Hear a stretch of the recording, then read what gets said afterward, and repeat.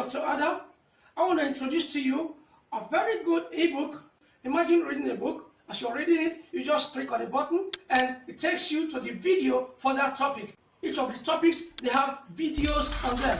The topics are there with images, with explanations, with screenshots and everything, okay? It contains Microsoft Word for documents, okay?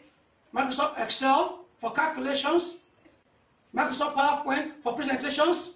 You want to define your project, you want to do anything with the PowerPoint, you're a facilitator, you need PowerPoint. It's there, well explained, with practical demonstrations. You also have web design. You will be able to design your website and host it by yourself. You have video editing, animations. Whether you're a student or not, you need this book. It's so beautiful. It's so beautiful. It's just being in the comfort of your room, okay, and learning how to perfect the usage of the computer. I want you to just go and get a copy now, okay? You visit the website, teachwithcomputer.com. One word, teach with computer.